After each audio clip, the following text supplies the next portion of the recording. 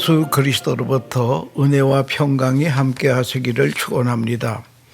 오늘은 고린도 전서 15장 20절에서 22절 말씀을 봉독하겠습니다. 그러나 이제 그리스도께서 죽은 자 가운데서 다시 살아나사 잠자는 자들의 첫 열매가 되셨도다. 사망의 한 사람으로 말미암았으니 죽은 자의 부활도 한 사람으로 말미암는도다. 아담 안에서 모든 사람이 죽은 것 같이 그리스도 안에서 모든 사람이 삶을 얻으리라. 이 말씀을 가지고 잠자는 자의 첫 열매라고 하는 주제로 말씀드리려고 하는 것입니다. 오래전에 크리스찬들의 교양 잡지인 월간 가이드 포스터라고 하는 잡지에 특별한 보고서가 실려 있었습니다.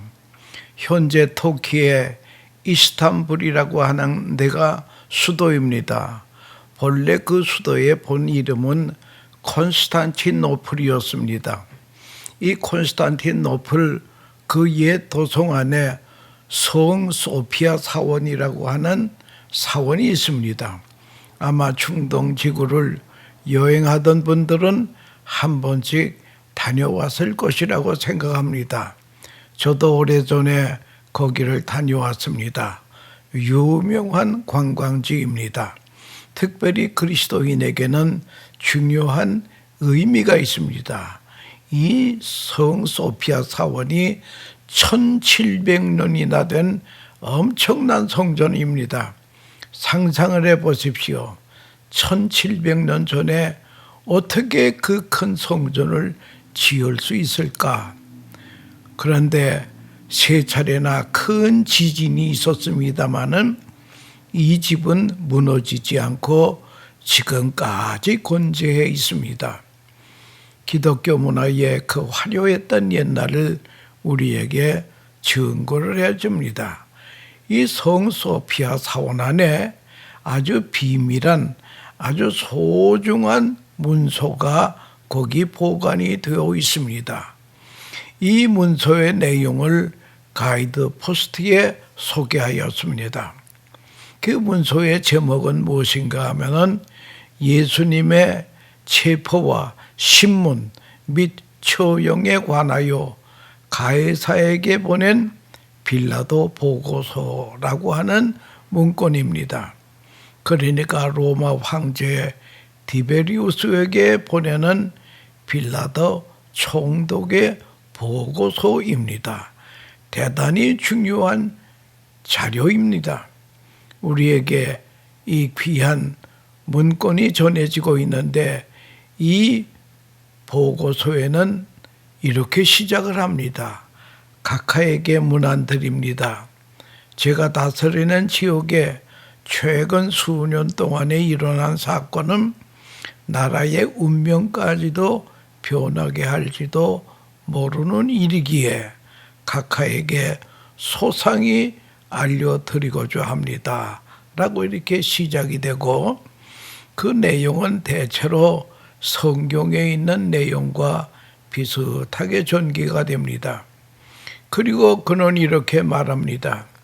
빌라도는 원치 않는 폭동이 무서워서 희생양으로 예수라는 청년을 십자가에 처형했습니다. 그리고 다 끝난 줄 알았는데 더 큰 혼란에 빠지게 되었습니다. 그 이유는 그가 부활했기 때문입니다. 무덤은 비어있고 지휘자들은 용기를 내서 예수 부활을 전파하고 있습니다. 예수의 생애는 마치 진흙이 토기장이의 손에 있듯이 모든 것이 그의 손에 있음을 증명해 주고 있습니다. 따라서 그 주장이 사실일 수밖에 없고 사실일 수밖에 없다고 감히 말씀드립니다. 십자가 옆에서 백부장 말코스가 말한 것처럼 이 사람은 하나님의 아들이었다고 말하고 싶습니다. 각하 제가 할 수 있는 한 사실대로 기록한 것입니다. 저는 각하의 가장 충실한 신하입니다. 본디오 빌라도라고 이렇게 기록이 되어 있습니다. 여러분, 부활의 사건을 어떻게 생각하십니까? 빌라도도 예수님의 부활을 인정하고 시인했다라고 하는 것입니다. 우리는 주님의 부활을 설명하기 위해서 먼저 죽음이 무엇인가를 먼저 우리가 생각해 봐야 될 것입니다. 이 죽음이라고 하는 것은 죄 때문에 세상에 들어왔습니다. 창조주 하나님께서 선언이 있습니다. 네가 선악과를 따먹는 날에는 정령 죽으리라.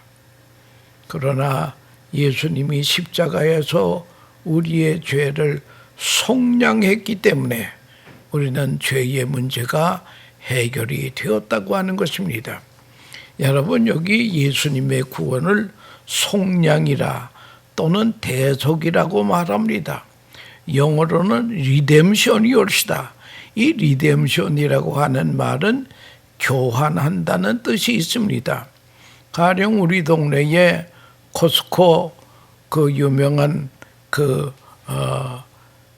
마켓이 있는데 거기에 볼 것 같으면은 갈 때마다 내가 보는데 그 입구에 많은 사람들이 플라스틱 병, 플라스틱 하여간 깡통 이런 모든 것을 다 가지고 와서 그걸 하나 집어넣으면은 5존씩 나옵니다. 어떤 사람은 몇백 개씩 가져와 가지고 돈으로 바꿔 가더라고 하는 것입니다. 그런데 거기에 쓰여져 있는 간판이 있는데 리뎀션이라고 써 있더라고요. 요즘은 또 그거 없어졌습니다만은 그래서 제가 깜짝 놀랐습니다. 리뎀션이라고 하는 단어는 신학교에서 신학 공부할 때에 배운 단어인데 여기 어떻게 리뎀션이라 써 있는가 하고 곰곰이 생각해 봤더니 깡통 하나 집어넣으면 5존 나오고 안 집어넣으면 못 나오는 것입니다. 예수님이 십자가에 피를 지불하시고 우리를 대속했다고 하는 그 문제하고 연결이 된다라고 하는 것입니다. 그래서 여러분, 주님이 우리의 죄를 대속했기 때문에, 속량했기 때문에 우리는 죄의 문제가 해결되니까 죽음의 문제는 자동적으로 해결이 된다라고 하는 것입니다. 이제는 주님의 십자가와 부활 사건을 믿는 자는 죄에는 죽고 의에는 살게 되고 그리스도와 연합한 자가 되는 은혜를 받습니다. 그래서 옛날에는 죽음이 왕노릇했지만 이제는 은혜가 왕노릇하고 있다고 성경은 말하고 있습니다. 왜 우리는 예수님의 부활을 귀중히 여기고 왜 이 사건을 진리로 여기고 소망으로 삼습니까? 여러분, 만약 사랑하는 이가 갑자기 죽으면 다시 살았으면 좋겠다는 바람이 누구나 있습니다. 그런데 예수님이 부활하셨다니 엄청난 메시지가 되는 것입니다.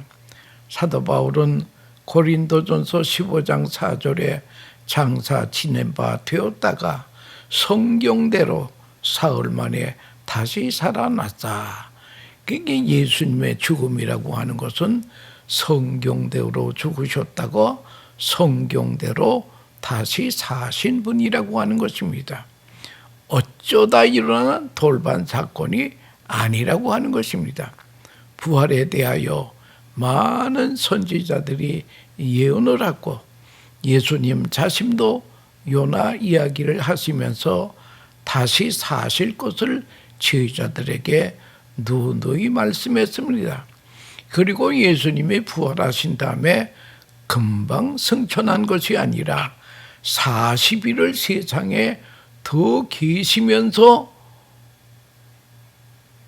부활의 모습을 많은 사람들에게 보여주었습니다. 500여 형제들에게 일시에 보인 적도 있습니다. 목격자들이 많습니다. 당시만 하더라도 태반이나 다 부활을 목격한 사람들이 살아있다라고 하는 것입니다. 예수님을 핍박하던 사울에게도 다메섹 도상에서 부활하신 예수님이 나타나 보여주었습니다. 수많은 부활의 증인들이 있었습니다. 그리고 생명을 걸고 주님의 십자가와 부활을 전하고 이 신앙을 지키기 위해서 생명을 바친 순교자들이 너무나 많습니다. 복음서에 나오는 제자들하고 사도행전에 나오는 제자들하고는 모습이 확 달랐습니다.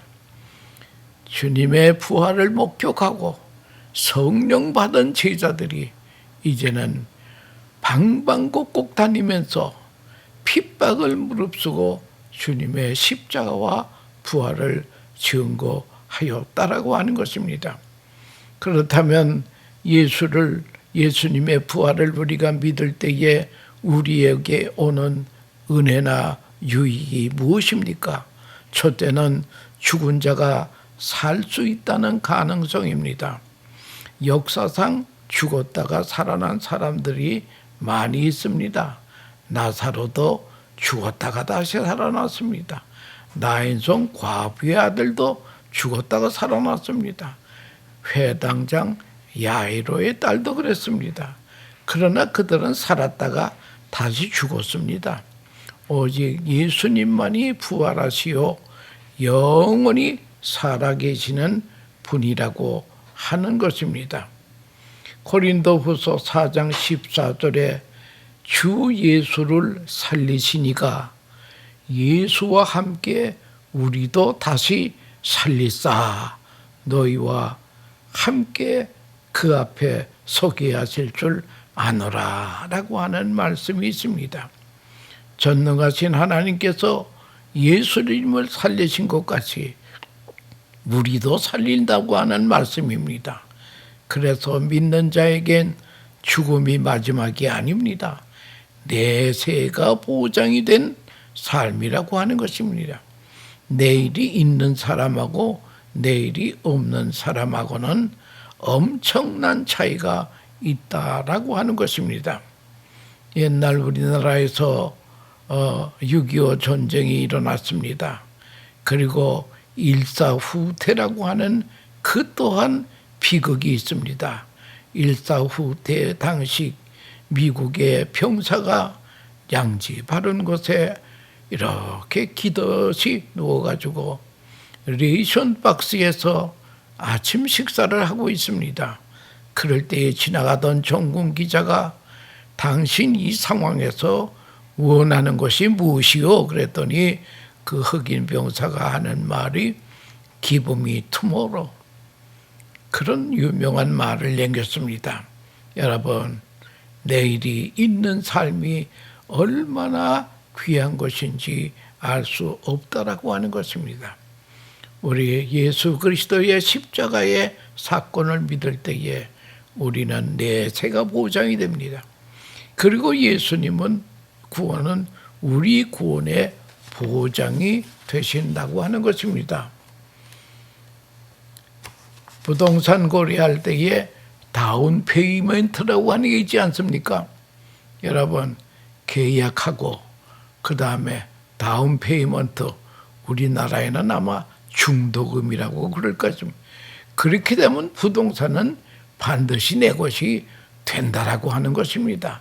그러므로 예수님의 부활은 내 부활의 보증이 된다라고 하는 것입니다. 예수님도 십자가 고난 다음에 죽으시고 무덤에서 안식하신 후에 부활하셨습니다. 우리 성도들도 세상 수고 다 끝나고 세상에서 죽습니다. 무덤에 가서 안식하다가 영광스러운 부활의 날이 온다라고 하는 것입니다. 이런 의미에서 시간적으로 체험적으로 예수님의 부활이 성도 부활의 첫 열매가 된다라고 하는 것입니다. 유대인들은 첫 곡식단을 가지고 제사장에게 가져가서 요제를 드립니다. 레위기 23장 10절에 이스라엘 자손에게 고하여 이르라. 너희는 내가 너희에게 주는 땅에 들어가서 너희의 곡물을 거둘 때에 위선 너희의 곡물의 첫 이삭 한 단을 제사장에게로 가져갈 것이요. 여기서 첫 곡식단은 예수님의 부활을 예표하는 것입니다. 첫 열매는 모든 수확의 대표성을 가지고 있습니다. 대표로 드리면 다 드리는 그런 경우가 되겠습니다.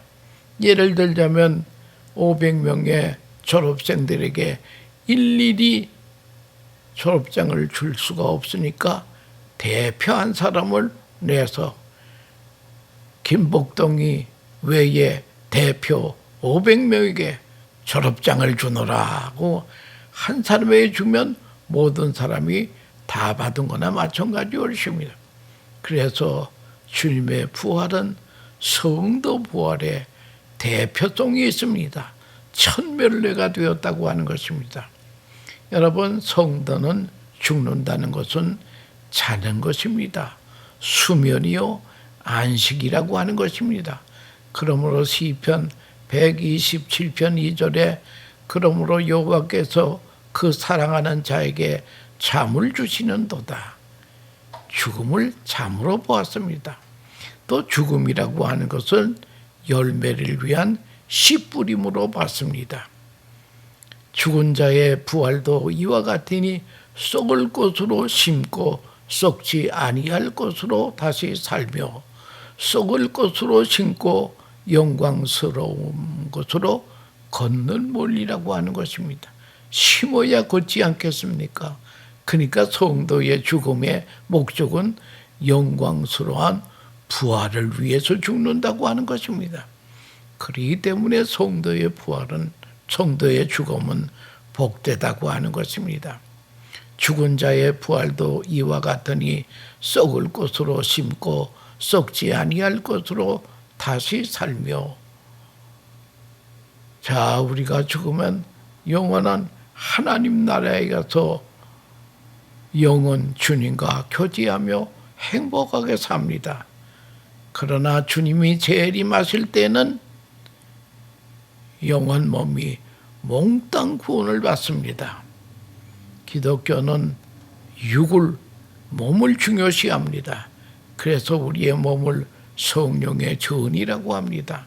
성도가 죽으면 영은 낙원이라는 데가 있습니다. 육신은 땅에 자면서 안식하십니다.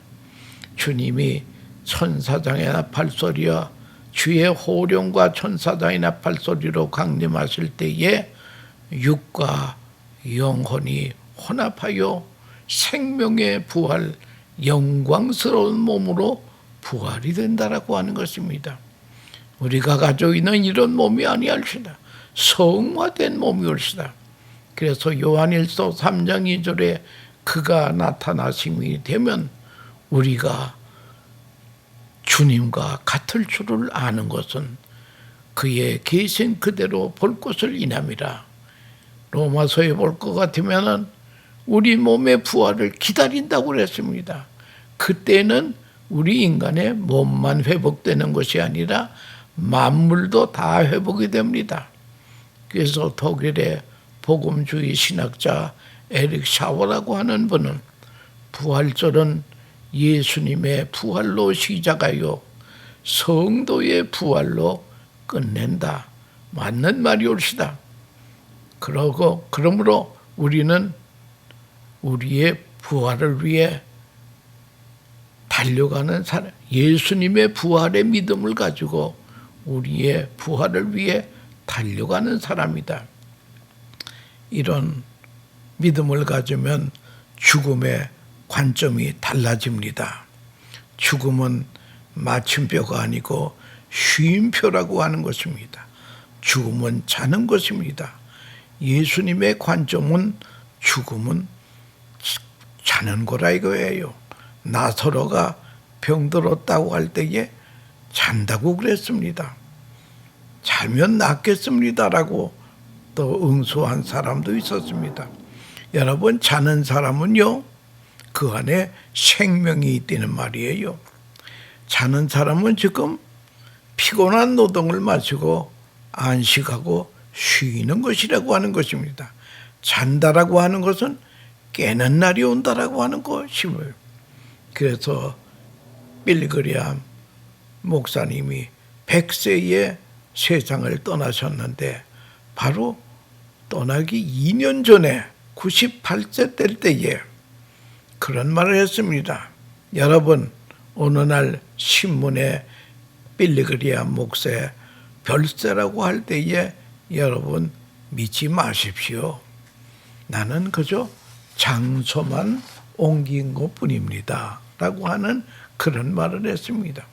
실록원을 쓴 존 밀턴이라는 사람은 성도의 죽음은 영원한 하나님 나라를 여는 열쇠다. 아주 멋있는 말씀이었다. 아이언 사이트라고 하는 박사는 동네 상점에 갔더니 문이 닫았어요. 그 왜 문이 닫았나 했더니 사인판이 적혀 있는데 내부 수리 중이라는 거예요. 근데 몇 달 후에 거기에 보니까 그랜드 오프닝하고 오색 테이프가 느려지고 고무풍선이 달려지고 야단했습니다. 그래서 그 내부 수리된 가게를 보니까 아주 깨끗이 정돈이 되었다라고 하는 것입니다. 그러니까 성도의 죽음이란 내부 수리 중이옵시다. 수리가 끝나면 주의 호령과 천사의 나팔 소리가 우리가 전혀 성화된 새 사람으로 우리가 천국에 입성한다라고 하는 것입니다.